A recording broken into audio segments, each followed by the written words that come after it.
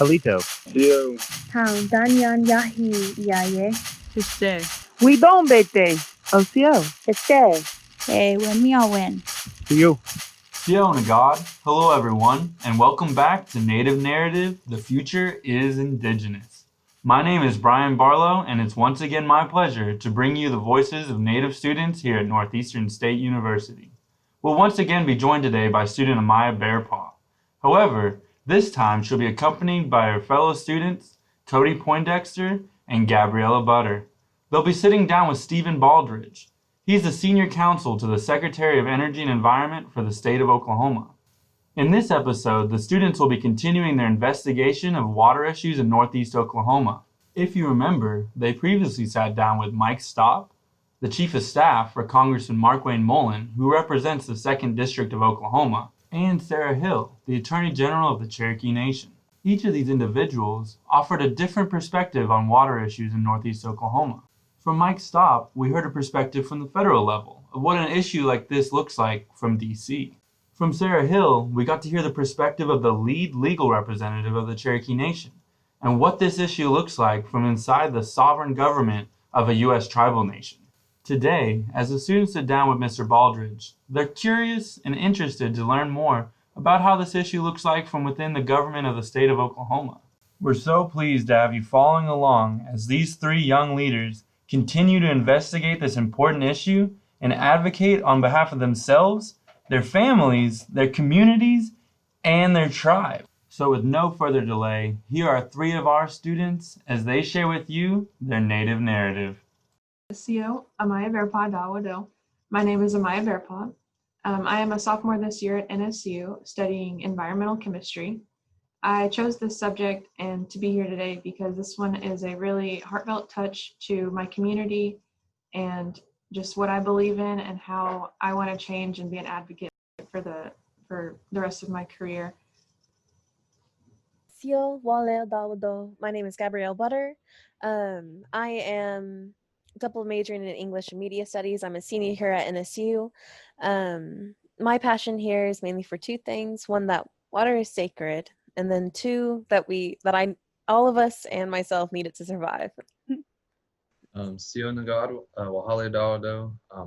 I live in Westville, Oklahoma. My family's from Stillwell. My name's Codey Poindexter. I'm a Skokie Creek and Cherokee, and I am a senior here at NSU, and my major is in graphic design, but I have a passion for water quality and land and agricultural quality because of my small community from where I'm from is mainly a farmers and agricultural town and community, so that's where my passion lies. What we would like to know from you is what your career is and what you do and everything about that, and also what kind of experience you have with the tribal community, if that's all right with you. Okay, great. So I'm Stephen Baldridge. I'm senior counsel to our Secretary of Energy and Environment, my boss, Secretary Wagner. He's been appointed by the governor to be the governor's chief advisor on energy and environmental matters. I've been in this position for about 1.5 years, so I came in right after Governor Stitt took office and appointed my boss, and then my boss hired me. Prior to that, I worked for the Department of Environmental Quality as an environmental attorney for the past 6.5 years, working primarily in the Land Protection Division, dealing with hazardous waste, underground injection, site remediation, protecting groundwater in a variety of different ways. So those were my primary roles. Grew up in Jinx, Oklahoma, went to Oklahoma State University for undergrad, then went on to the University of Tulsa College of Law, where I graduated in 2012. In my job, we deal with tribal communities and tribal nations on a daily basis on my job. Both the Cherokees, the Choctaws, the Chickasaws, all the large tribes in Oklahoma, but of course, we work on the Tar Creek site a lot too, and we deal with a lot of the smaller tribes in northeastern Oklahoma as well.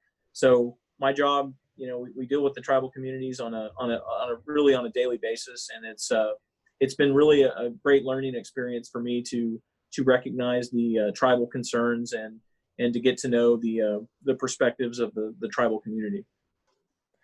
All right, so the first question is, As the senior counsel to the Oklahoma State Secretary of Energy and Environment, do you believe Oklahomans should be concerned about both the quality and quantity of water they will have access to in the next 20 years? In other words, what are the impacts our actions today have on our children's and grandchildren's access to water, and where will it be coming from in the future? Well, that's an important question that you ask. And, I do believe that we all have that shared responsibility to ensure that we're responsible stewards of our environment in Oklahoma. And as you know, water is an incredibly important issue and probably our most precious resource that we have in Oklahoma. So we're all responsible, and we should all take care to ensure that we have adequate amounts of water and clean water. So clean and abundant water should be our focus. I would like to kind of set the stage, and one of the things I want you guys to think about here is, I feel like there's a narrative out there that in Oklahoma we don't do enough to protect our water, and I think there's arguments to be made on that side. But I do want to stress that we do a lot in Oklahoma to protect our water. And one of the things I want to point you toward is our Water for 2060 plan, which is focused on quantity. That's more of the quantity side. And it sets a goal for us to not use more water than in 2060 than we're using in 2012. At the time, we were the first state to set such a target. And that was an extremely important plan. It had many stakeholders from across the state involved in it, and we were very proud of that. We have our Illinois River Work Group that we work with which is a partnership with EPA, State of Arkansas, State of Oklahoma, and the Cherokee Nation, all working together to improve the water quality in the Illinois River. Recently, Oklahoma ranked #1 in the amount of phosphorus load reductions in the United States. We're very proud of that. 93% of our population is served by compliant drinking water systems. So there's a lot that can improve in Oklahoma for sure on the water side, but I do want you guys to also think about there's a lot of good to tell as well. So that's kind of my answer there. So Yeah. And that kind of leads into the #2 question. Who is responsible for ensuring that, excuse me, Oh, for, good. for ensuring that Oklahomans have access to safe water? Like, who should people look to? Who's in charge of Northeast Oklahoma's water? Is it the state government, an agency, or an organization? Mainly, who should Oklahomans look to estimate the status of accessible water, and how are they able to address any concerns that they might have? Yeah, so there's a lot in that question, right? There's a lot to Yeah. unpack. But back to my original point, we're all, at the end of the day, we're all responsible, right, for protecting the water. Regulatorily, you're talking about the shared responsibility of the federal, state, and tribal entities, right?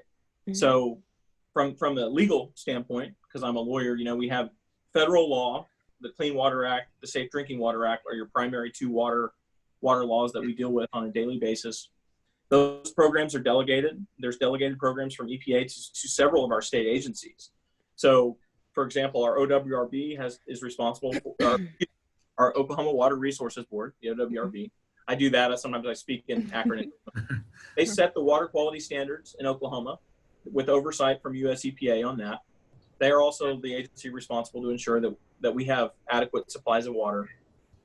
The Department of Environmental Quality, which is my former employer, they're in charge with permitting and enforcing those water quality standards. They do all the NPDES permits, discharge permits from point sources. They do construction and permitting for all drinking water systems in Oklahoma. And then the DEQ lab does all the testing for those waters, and that's housed in the DEQ lab. The Department of Agriculture, Food and Forestry, they have enforcement as for water systems related to agriculture. And then you've got like agencies like the Conservation Commission that do a lot of great non-point source work, especially geared towards agricultural operations to ensure that those loads are not entering our water systems. And most of that is non-regulatory, but they do a lot of the improvement that we see comes from the work that the Conservation Commission does. So I think, getting to your question, those are your primary state agencies that you need to look at: the Water Resources Board, the DEQ, the Department of Agriculture, and the Conservation Commission. And we work with them on a daily basis. They're part of our Illinois River team, and I'm going to keep bringing that up because that's a lot of what I work on right now is the Illinois River. So we care greatly about that. And were there other parts to your question? I feel like I'm.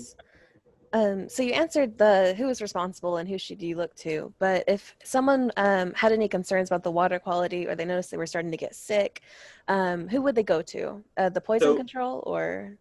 So I would not go to the poison control.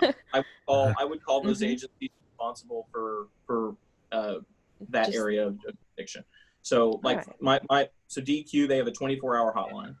So if you've got probably like one of your if you have a stream that flows on your property and you see pollution or something, I would call the Department of Environmental Quality's hotline. That's on the numbers on the website. It's a 24-hour hotline. Okay. So that's what I would point you to it towards. All right. Thank you. Yeah. Okay, so for the question that I have for you is, are you familiar with a provision in the 2005 Congressional Bill, H.R. 3, the Safe, Accountable, Flexible, Efficient Transportation Act, Equity Act, a legacy for users, commonly referred to as the Midnight Rider? From what you understand, what is the history of this provision and what are the present day implications of this bill on federally recognized tribes in the state of Oklahoma? So the answer to your question is yes, I am familiar with the safety provision.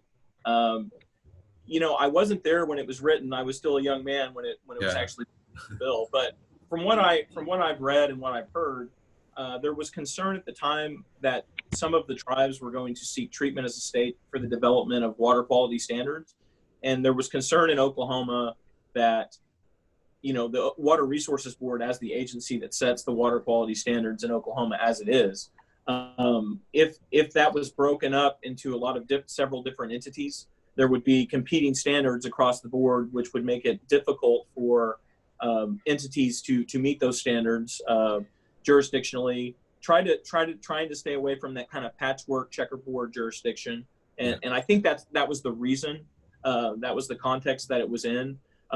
Right or wrong, I wasn't there. I didn't vote on it, but it got in there, and so yes, that's kind of my understanding. I guess one of my statements following that question was, do you think the McGirt case that has recently happened will have a big impact on, I know it's just criminal jurisdiction, but a big impact on like water quality, water, land, things like that? So that goes to the present day implications of the question, so the McGirt case. So my familiarity with safety is weeks old, only weeks old. So in the past, I think 3 weeks ago, Governor Stitt actually sent the letter to US EPA requesting that our agencies have the authority to administer those programs, basically invoking the rider that was in safety. So now it's important to remember that all that letter was attempting to accomplish was to maintain the status quo for the implementation of those programs in Oklahoma. It wasn't grabbing any more power or any more authority than already existed. It was basically, from our point of view in the state, was to protect our state administered programs, to ensure that EPA is still recognizing that the agencies have authority within those areas, those designated areas. Yeah. So that's all that was. I know there was some press about it, but it was basically to maintain the status quo pre-McGirt was the idea. Now, within the safety provision, there is, right along with the state of Oklahoma's rider, there is the ability for the tribes to seek treatment as a state to enforce those programs. Now, there's a process for that. With McGirt, it's going to be interesting, and I think a lot of it has to do with how much the state and the tribe can get together and work together to solve some of these issues. I think we're already seeing some concern from our standpoint, and it's not so much from the tribes, it's from creative lawyers that are now questioning the authority of the state in certain areas to enforce certain laws. And I fully respect the tribe's position on sovereignty. I think tribal sovereignty is real, and it's an important issue. But at the same time, we need people that are enforcing environmental regulations in certain parts of Oklahoma, and we need to ensure that that's happening. And so from my perspective, that's why safety is so important at this time, is just to ensure that the continuation of those environmental programs. So I have the next question for you. Do you know of any individuals or families who have been directly impacted by water pollution or the contamination in Northeastern Oklahoma? So yeah, so as I said, I worked for TEQ for 6.5 years, and a significant amount of what we did was all over the state, of course, but there were plenty of cases in Northeast Oklahoma, and people impacted by pollution, waste being spilled into ponds, waste being spilled into bodies of water, affecting drinking water wells on their property. We had several cases where, for example, a train derailment that occurred and spilled some chemicals. Well, when chemicals get into the groundwater, they move, and it impacted several drinking water wells. And there were families that were not able to use their historic well on their property because of that contamination. So what was great about my time at DEQ, I got to work on a lot of different cases. Wood treaters, the chemicals used in wood treatment, spills from trains, dry cleaners, paint shops, bridge painters. And because bridge painters are an interesting group of cases too, because they paint those bridges right over bodies of water. Yeah. And we've had several enforcement actions in my time with those people. So the answer to your question is yes. My current job, I'm spending a lot of time on Tar Creek, and we all know. We had whole communities that were displaced, from the Tar Creek impacts, and many tribal communities that have lost historic use of some of their land because of the contamination associated with those things. So yes, I am aware of people. We talk to these people on a regular basis, and doing what we can to be responsive and listen to their concerns. Right. So, I mentioned before, I'm from Jay, and in between Jay and the drive to Tahlequah, there's a little town called Little Kansas. And then in between Little Kansas and Jay, there's a small community road called Clouds Creek that a lot of the local natives live down. And that's where this whole issue is surrounded. I have family down there, and, we have 80 acres of land. And I also have an old school teacher down there. And also I have a friend whose grandparents live down there. And they're the ones that are most affected by this, because they have watershed that come out of the hill next to their house that they use directly in their house and drink and everything. And I just think that it's not the right place to put a chicken house if there's visible watershed. And it also for the wells. I mean, my family uses a well. So I just want to ask, do you have any kind of input on more specifically the chicken house pollution rather than just regular water pollution? We're certainly, monitoring those things, and we hear a lot about it, because as the operations are trying to, they have to get permits from the Water Resources Board in order to operate for water, and so we certainly are hearing about this, in the context of challenging the permits for those wells. So, and we're certainly here, and we hear from our tribal partners as well as our concerned citizens, some of our water groups, Oklahoma water groups, some are related to tribes, some are not. But just the concern with the poultry pollution, and I mean, it is an issue that needs to be addressed. And, I don't think there's going to be any disagreement that we need to protect our water from poultry operations and the effects that can have. I think the disagreement, and this is why conversations like this are so important, is what do you do about it? So, are we going to get rid of chickens? Well, no, we're not going to get rid of chickens. So how best, the question should be, how best do we manage the chicken operations? What regulatory and non-regulatory solutions can we have to limit that pollution and continue to improve our watershed? So, I understand your position and your concern, and I think it's valid. I think it's completely valid. I appreciate your response, and I do believe that this is a big issue, and that we do need to keep advocating for change.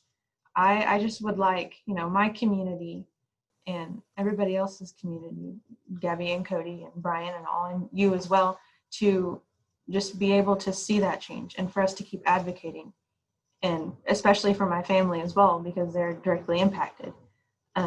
So I just think that we do need to see change, and that it needs to be done. But that does tie into my next question. I was going to ask this with a more kind of generic wording to it, but because I know you're more familiar with the tribal community, and that you said that you were a member of the Cherokee Nation, I'm just going to ask it the way I feel more comfortable asking you. So, do you feel that everyday Cherokees have a firm understanding of the current and future quality of their ground and surface water, as well as potential threats to it? If not, do you believe that there are actions we can take, and by extension, the tribe can take to better inform and empower Cherokee citizens? Mm-hmm. Yeah, and I appreciate that question. I think it's an important question. I think it certainly depends. I think many Oklahomans are concerned about water. I mean, the fact that we're having this conversation, I think shows that this is a growing, and the issue becomes more and more a part of the regular conversation. I think the genuine concern exists, and every day it's going to continue to grow. I think what is lost on some people is more of the detailed understanding of the complexities of the regulatory environment, in that you have multiple agencies, multiple states, federal, state, tribal, industrial, agricultural, environmental interests. And I think a lot of the everyday citizen, they kind of view it from their lens, and without understanding the complexity. And I think the important thing for all people that are passionate about this issue is to educate yourself and inform yourself and understand not only your passion, which we're all passionate people, that's important, and that drives us to do what we need to do, but also understand, well, how does it work how's the legal framework work? Who are the stakeholders that need to be engaged? What is that process? The Clean Water Act only regulates certain things. There are certain things that are outside the regulatory environment of the Clean Water Act. That's one of the complicated things about these agricultural operations. And you have the point source and non-point source issues. And so when you're back to your question about how do you engage, with people of the tribe, I think it's our responsibility, tribal citizens and non-tribal citizens, to educate those around us about the importance of these issues and help spread the word, I guess, without a better word, that these are important issues that need to be considered by everyday Oklahomans, because water is extremely important. Yeah, and you're completely right. But like you mentioned before, in order just for us to get the clean water where we need it, it is sort of a confusing system with all of the state agencies that you mentioned, for us to just kind of jump through, and just for you guys to even make sure that we have clean water. So my question is, do you think the industry benefits from such a confusing system? What are your thoughts about that? Yeah, I think that's an excellent point, and definitely an issue. And as I say, I do see that as a hurdle for the public's understanding, is the fact that it is so convoluted. I don't know if were you asking do I think there needs to be reform in that area to simplify things, or? I mean, sure, yeah. I mean, that could be a good idea for sure. It's just, for people like us too, we're trying to get all of that regulated and jump through hoops in order to talk to certain people that we need to, and it's just a complex thing to jump around in. Yeah, and the complexity is also a recognition that it's not all it's complicated. I mean, you've got different types of pollution, you've got different types of polluters, you've got different watersheds. Every watershed is different. So areas that are populated versus areas that are not populated. So it is really complicated, and all these things have developed historically, kind of organically. And agencies were started at different times. The Department of Environmental Quality was not a separate entity until 1993. I mean, it seems ridiculous now to think about, but before that, it was just a small part of the Department of Health. The Water Resources Board is much older, but so these things just have kind of grown organically as the state has seen needs grown over time, and I think that's part of the challenge. And we work every day. And another thing that makes this complicated is we don't have, like, within our agency, we don't even have all the Clean Water Act jurisdiction agencies in our own cabinet. So we have Water Resources Board and DEQ, but the Department of Agriculture and the Conservation Commission are within the Secretary of Agriculture's cabinet. So that's another complexity that I hadn't even mentioned yet, is that we're not even under one cabinet here on some of these issues. So we have to work with those partners on a daily basis and make the progress that we can. And it's tough, because we all want to be right and we all want to win and we all want to see progress, but recognizing that you can't win every argument, you can't win every issue. What you can do is find where the common ground exists and bring about the change that you can through those discussions. And that's kind of where I'm at on it. Is see the light at the end of the tunnel and have a goal to improve. It's not going to be perfect. It's never going to be perfect. It's not going to happen tomorrow, but see what you can find the common ground on and the improvements that can be made. Yeah, and you're right. Balance is a very important part of this situation. But I'll go ahead and let Codey answer or ask the next question. So kind of piggybacking off what Amaya was saying, like I stated before, I'm from Westville. No one knows where that is. It's literally like a spot in the road in Adair County.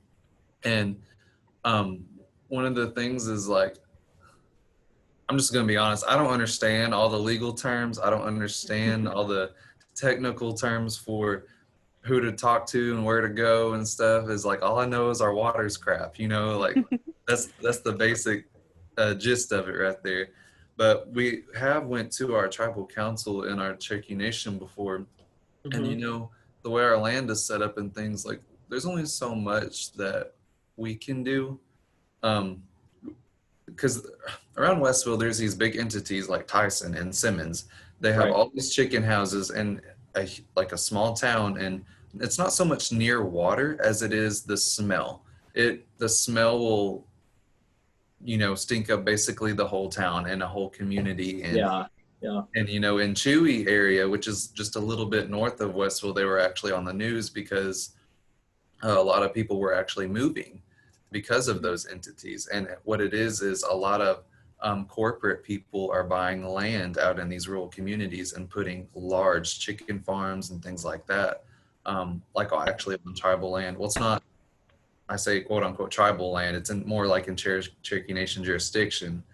But yeah, and that's kind of the thing, and I don't think a lot of people really think about that. And I don't want people to get the wrong assumption that all of us here are against agriculture and against these things, because I'm actually pro-agriculture and farming and things like that. You know, I'm from a farming town.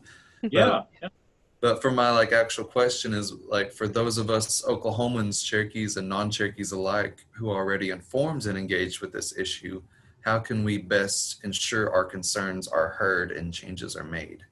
So I think that's a fantastic question, and I think there's a good answer to it as well. So one great thing about being an American and being an Oklahoman is that we have open government. So everything that our government does, rulemaking, permits, any permit that's issued, any siting of major facilities, all this stuff is public record. Oftentimes there's all public rules, all permits go before public bodies to be approved. All these are subject to public comment and public hearings in a lot of cases. So I think the answer to that is monitor, watch, review, and then when you have concerns, speak out, because you have that right, you have that voice, and go attend the public hearings. If you have an issue, if you feel like your community is being affected, you have a right to be there and say, I think this is a bad idea and here's why. I think that's huge. And I would say, just back to my earlier point, just make sure that you educate yourself and you understand the issues as best you can. And I know it's complicated and I know it's convoluted. I don't understand everything. I learn something new every day. So I'm learning from talking to you guys right now. So, I mean, that's extremely important. Engage, talk to your politicians, talk to your state officials. I think it's important. Vote the way you need to vote, to bring about the change you want to see. Educate your family, talk to your community. What I would, and another thing to keep in mind though is, but make sure you keep that balance too, and understand that, no one's just trying to make the river turn brown. No one wants to do that. It's just trying to find that common ground to where we're all trying to pull in the same direction, because at the end of the day, we all live, we're all taking up the same space on the earth. So I think that's important. I would advocate joining environmental groups if that's your concern, that that not only are passionate, but also are effective. So one thing that I've learned is that within the environmental community, you have ones that are really loud that don't really have a lot of impact versus those that, yes, they're strong and they have principles, but at the same time, they're willing to work with industry. They're willing to work with agriculture to find common ground solutions. And you know, doing a little research and making phone calls, you can find out who those organizations are. And we work with them quite a bit. And that's the important thing, is to stay away from the sound bites and to stay away from the sound bites and find the solutions. That's what I would say. Yeah, and and it wasn't too long ago, it might have been last year, we were in a poultry discussion, and an issue a guy brought up, he's like, you know, I work out in Western Oklahoma where it's just flatlands, and he's like, you could really use like the waste from chickens out there to fertilize the land and use the soil and things like that. And I was like, you know, why can't we just come up with more, I guess, organic and reusable solutions rather than, you know, what we're doing now, I guess, you know. There's certain parts of Oklahoma, it's kind of off discussion, but it's all related to using methane from landfills as an energy source, using natural gas from pigs and cows as an energy source. I mean, you talk about real natural gas, well, from pigs and cows. And I attended a meeting on that, and I just thought it was like far out Star Trek type stuff, but I mean, you can't get any more basic than pigs and cows. And I mean, there's so much interesting stuff that's going on in the environmental and energy realms, and they're so married. That's why it's really exciting. So there are uses for chicken litter and chicken waste, and I think that's part of the solution. Recognizing that chickens, you know, unless we all stop eating chickens, but which I don't see that happening. But finding those solutions to do, you know, what you can with that waste, so it's no longer a waste. Yeah. At that point, and that goes back to, you know, basic environmental, you know, thinking: reuse, reuse, recycle. You know, when you can. Yeah. So yeah, it's very fascinating. Yeah, and my last statement before they move on to the next question, I'm sorry, is just like, you know, I think they tried to pass a bill in the past that might have tried to put chicken houses a certain number of feet away from water. I don't think it did pass, but I just thought, you know, that in my mind, I was like, man, that should have passed, because that affects us all. It's not so much a political issue as it is just more of an environmental issue, you know? Sure. Absolutely. And that's why, you know, advocacy is important. And, you know, politicians are a fickle bunch of people, and they can be convinced when they think, you know, the voters are one way on an issue. So that's why advocacy is so important. All right. I'll just pass it on to whoever's next. Okay, so I'm just going to backtrack a little bit. You mentioned like all of the agencies and all of those, you know, that we have to go through, but I want to talk more specifically about the Oklahoma Water Resource Board. I bring it up because of one of the cases that we had down in Clouds Creek, and because they just kind of they were kind of in a fight with them, I guess you could say, and it kind of hits me in a different direction when you talk about them. And that you mentioned the permitting process and that the records are, you know, available to the public. But, you know, I honestly, you know, I wanted to look into that, but now I feel like you're saying that they're public, but I feel like that's not the case in some ways. You know, not trying to be rude about it or anything. But if you could just kind of tell us more about the Water Resource Board and why they get to regulate our communities, and, you know, why we don't have that jurisdiction. Yeah, so the Water Resources Board is a state agency created by Oklahoma statute, and their job is to permit water, allocate water use and water resources around the state. So when it comes to getting a water well, they're the people you go see. There's statutory language, and I don't know it off. It's in Title 82. If you guys want to look at it, I don't have the reference right in front of me. But it talks about the process that the Water Resources Board must follow in order to issue a water well permit. And part of the issue that's coming up now is in order for, before the Water Resources Board can issue a permit, they must make a determination that waste by pollution will not occur. The complicating factor of that being is that the Water Resources Board does not regulate waste by pollution. That's either regulated by the Department of Environmental Quality or the Department of Agriculture, depending on what you're talking about. In your case and what you're concerned about, it's the Department of Agriculture. So Water Board is kind of left in a position where they have to wait on a determination by another agency, which may or may not come. So it's kind of a jurisdictional problem that we have in Oklahoma. But the answer to your question is that the legislature created the Water Board to issue those permits. And if you are ever having trouble getting information, you need to continue. You need to stay on the agencies and ask them, you know, for the documents, because those documents are public records.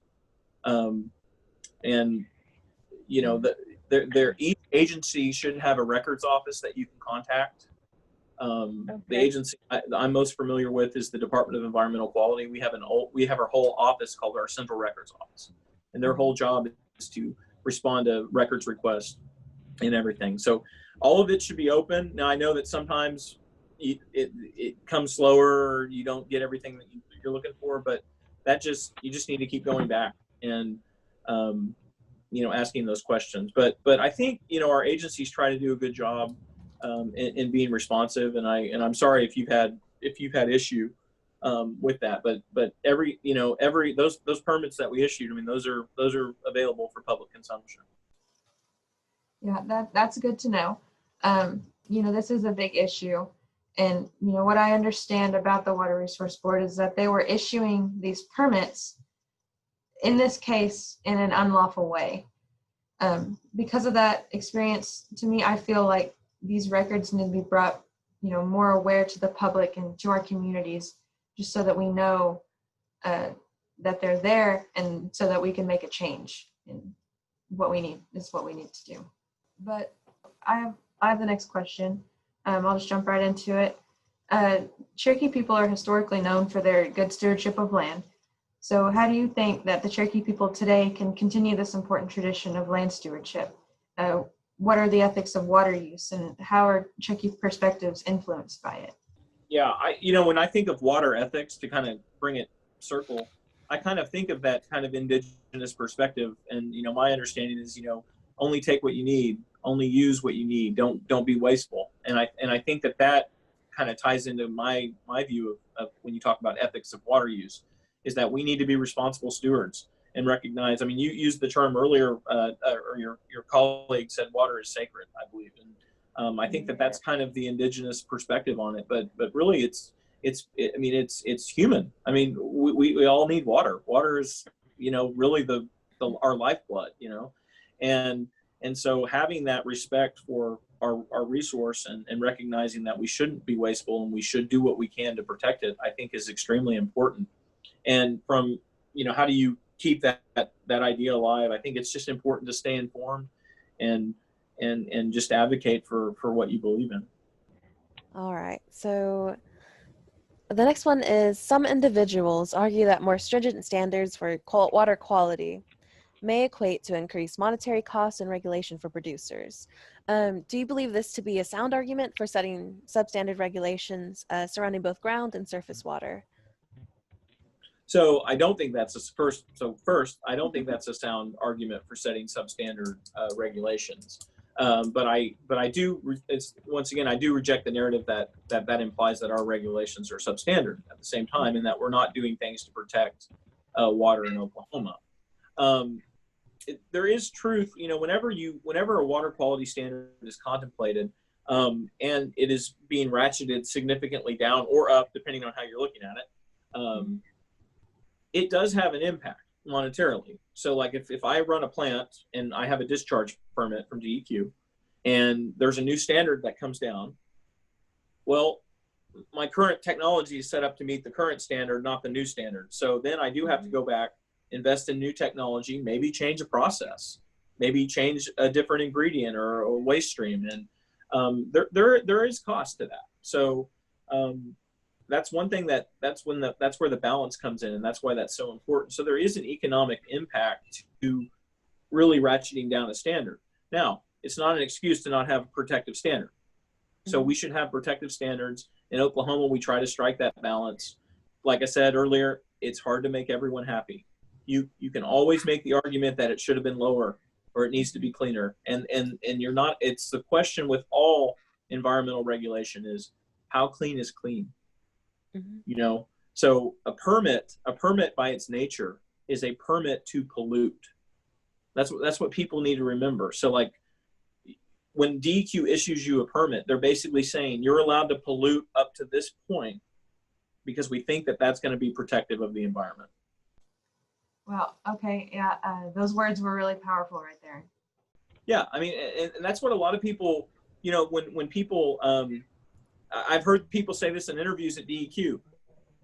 We're, you know, what we do at DEQ is we protect our environment by issuing permits to pollute, and people don't think of it that way, but that's really what it is, because it's a recognition that we've got to have industry, we have to have agriculture, we have to protect our environment, so we have to do all these things at one time. And how we do that is looking at science and letting science tell us this level of contamination is acceptable, this level is not, and that's where all that comes in. And that's true for land, air, and water. And kind of just because you kind of got me a little bit more curious on this subject, where have you ever worked on something where you had to raise standards or lower standards yourself, a specific project or anything like that? So I was involved in a lot of rulemakings at DEQ and as an attorney. So anything within the groups that I worked for, so hazardous waste, for example, or underground injection. You know, I don't know if we ever, to your question, at least for me, I don't know if we actually moved a number. We did create new regulations. So one program I worked for was aquifer storage and recovery, which was part of our underground injection control program. And ASR is the idea that you take excess surface water and pump it into the ground to replenish your aquifer when you have, like, say, a flooding event, for example. You take some of that water and you put it down in the ground in order to make sure your aquifers stay recharged. That was a whole new program. So we wrote rules from scratch, and I was part of that. That was fun. But to answer your question, at least in my time, I wasn't personally involved with changing the standard, unless I'm forgetting something. It's important to remember for MCLs, for drinking water, those are federally set. So those are set by US EPA. And many of your like air quality things are also set by EPA working with the state. So a lot of those type of things are kind of out of our authority within the state, but it's a partnership with EPA at the same time. Okay. So I guess onto my question is there a means to have both strong agriculture and clean water? Utiyahi, which is balance in Cherokee, is there a balance? You know, you talked a little bit about that before. So my answer to that is there has to be, right? Yeah. There has to be, because we have no choice. We have no choice but to be responsible and to protect our resources. Because if you don't protect your resources, you're not going to have them. So is there a balance? I think that's part of what I like to call conversation rather than argument, the ongoing conversation between all of our stakeholders, right? Our tribal stakeholders, our people that are concerned about the environment, our people that are concerned about having thriving agriculture. It has to be a balance. And if it's not a balance, none of us are going to succeed. We want to have clean, abundant water that allows our communities to grow and thrive. And if you don't have it, you're not going to have a growing community. So there has to be a balance. Yeah.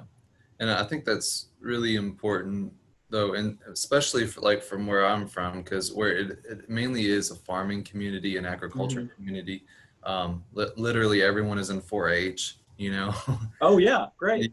You know, but like that's the thing. And I think both, I heard you talk about earlier your agriculture office that you guys have. I can't remember what you called it. Plus your environmental office. Do you guys work closely with each other because I know water is one of those issues where it's like, well, I only work on the water side and this guy just does the agriculture side. Do you guys have to, I guess, correlate with each other and work together, or is that something you guys on many things we work together, and we have to. I mean, this goes back to it. It just has to happen, right? Yeah. And that's the encouraging thing. Of, like, the example I keep using is our Illinois River work group. Yeah. We can't do that without AG.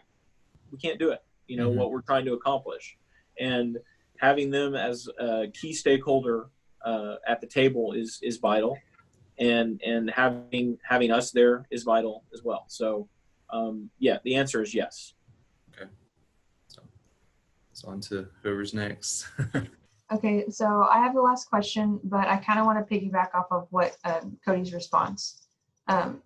So, you know, in my all 4 years of high school, I was an FFA, and, you know, I had some show pigs and I had a show lamb. And so I know about the agriculture side, and it, you know, I had a really good passion for it. But, you know, moving on to college, you know, I wasn't going to pursue the agriculture side, you know, coming here to NSU, but just something arose, and there was, you know, this issue popped up, and that's why I am here, and I'm so appreciative of the water side now. It is a balance. It's a balance for me, but it's not a balance for everybody. And that's what I want to make, you know, more known, especially to the uninformed, is that there is a balance between agriculture and both the environment, you know, more specifically water. But we just need to make that known so that, you know, everybody sees it as a balance. So this is the last question here. It's a little less informative, but it is a very important question that, you know, we like to ask. So I'll just jump right into it for you. Is cheap chicken really worth all of this? Well, I think, yeah. So I think what matters is that the water quality in Oklahoma is important, and to continue to monitor it and try to improve it. I think that kind of question, and this kind of goes back to being solution oriented versus, you know, the sound bites. I think that type of question is, you know, if asked to certain individuals, would make them very defensive. Okay. So I think the more important question is, we have chicken, right? We have water quality issues. How best do we regulate and have our chicken operators operate in a manner that will have the least amount of environmental impact as possible? You know, it's like I said earlier, you know, I don't see chicken going away in Oklahoma. Finding that balance is the important answer, and finding that solution. So I think you know, if you were talking to someone from Tyson or one of the big chicken people, that's not the question I would ask them. And I mean, sir, I mean, you know, just keep that in mind. Like the way questions are asked and worded, I think, is important. So that's what I would say. But I mean, especially for this area as well, is it really worth all of the northeastern Oklahoma, on the, what is it, northwestern Arkansas? I mean, is it worth it for this area to really go through all this? I mean, there's so much better places to put chicken houses and not on direct watershed where people, you know, have to live off of. And if it's contaminated, they, you know, will get sick if it's not done the right way. And that's the important part about staying informed and engaged and holding people accountable, and also holding the governmental entities responsible for protecting those resources accountable. That's why it's extremely important. You know, we're all responsible, and we all need to be engaged, and that's what I would say to that. So Yeah, so like my family, they actually we do our own chicken. Like we actually go out there, cut the heads off, and do the whole works right there. And they have a store in Westville where we sell like meat literally from some of my family's farms. It's literally like straight from the pasture to your table. Does it taste better than the? Yeah, it's so much better, and it doesn't have like, I don't know. I've always thought like these chicken companies put stuff in their meat that makes it maybe preserve it longer periods of time. I don't know. It just has more of a not as much as a real taste to it, because I was raised on like, you know, that wild kind of meat taste where you go out and Yeah. hunt and stuff like that. Yeah. But that's what I've noticed, like the organic, the real chicken that you'll buy from your farmers, your local farmers, it's going to be a little bit more expensive because, you know, it's processed actually by hand and by what all these versus like what all these corporations, you know. So Well, that's and also, yeah, and also that's the scale issue, right? Like a big corporation like Tyson can afford to offer it cheaper because of the scale versus the farmer who's only got so many chickens, right? So Right. that's really economies of scale for as far as price as well. So. All right. Well, we are finished with the questions that we scheduled for you, and all the unprepared questions for you. So, is there anything that you'd like to add, or that you would like us to know, or any of that before we sign off? Well, first of all, I think you guys are all incredibly impressive.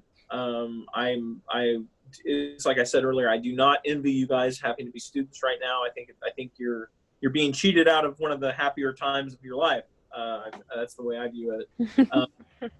I admire your passion and I admire your concern about this important issue. I think that it's great to have people that are passionate about water and protecting water. It's so important to ensure that our future is protected and that our the people that follow us have the same world that we grew up in. And I think that's extremely important. And I would just continue to encourage you guys to educate yourself and stay informed and stay active. I think that I would just reiterate, be part of the solution. Don't be a soundbite, but be part of the solution. And also recognize that there's people every day in Oklahoma working to protect water.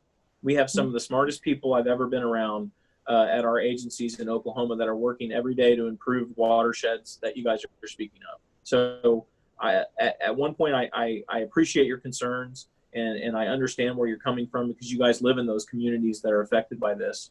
But at the same time, recognize that there are people that care about you and your communities and are working for you guys every day. So that's kind of what I would like to leave you with.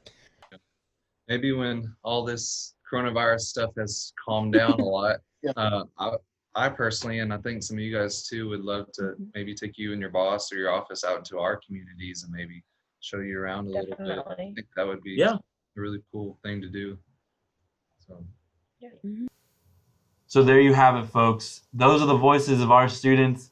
I don't know how you're feeling, but I'm finding myself feeling quite proud and frankly optimistic about the future, knowing it rests in their capable hands. Don't forget, our next episode will be released 2 weeks from now on Friday, August 28th at noon. Also, beginning this Monday, August 17th, we're going to release our application for students to apply to host a podcast. You can find it on our Facebook page or on our website. With that, folks, there's just one thing left to say. Always remember, the future is indigenous. Wanishi. Mado. Yakoki. Mado. Yakoki. Mado. Weebwong. Arhihet. Mado. Tilamaya. Wado.